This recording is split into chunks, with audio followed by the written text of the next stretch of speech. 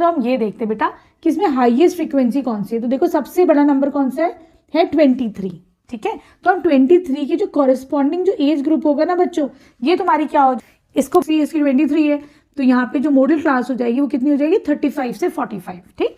तो यहाँ पे बच्चों जो एल हो जाएगा वो कितना हो जाएगा, लोअर लिमिट इसकी 35। क्या करोगे बच्चों, यहाँ पर ये क्या हो जाएगा तुम्हारा F1, ठीक, और इससे पहले क्या हो जाएगा F0, और इसके बाद क्या हो जाएगा F2।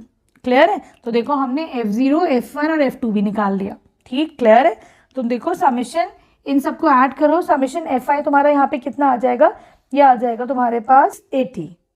तो ये यहाँ पे तुम लिख दोगे summation Fi is equal to 80, ठीक। अब तुमको क्या निकालना, जो यहाँ पे L is 35 plus minus F0 is 21 upon 2 into F1 is 23 minus F0 is 21 minus F2 is 14, ठीक है। अब ये H क्या है बच्चों, तो H जो होता है वो होता है तुम्हारा upper limit minus lower limit. 45 minus 35 ये कितना हो जाएगा यहाँ पे 10, ठीक है। तो ये H की वैल्यू आ गई तुम्हारे पास 10, ठीक है, वो भी हम इधर लिख लेते हैं, सही। अब इसको जरा सा सॉल्व करो, ये हो जाएगा 35 प्लस 2 अपॉन ये हो जाएगा 4 6 माइनस दोनों को ऐड करो, ये हो जाएगा 3 5, ठीक है, इंटू 10, तो 13 आ जाएगा तुम्हारे पास 36.81, ठीक है। ये क्या है तुम्हारा, दिस इज योर मोड, ठीक। अब हम इसका क्या निकालेंगे, मीन। वही मीन का सिंपल वही फॉर्मूला है बेटा, क्या करना है, xi का तुम्हें lower limit plus upper limit divided by 2, तो ये कितना हो जाएगा 5 प्लस 15 डिवाइडेड बाय 2, ठीक है, ये हो जाएगा 20 डिवाइड बाय 2 इज 10, ठीक है।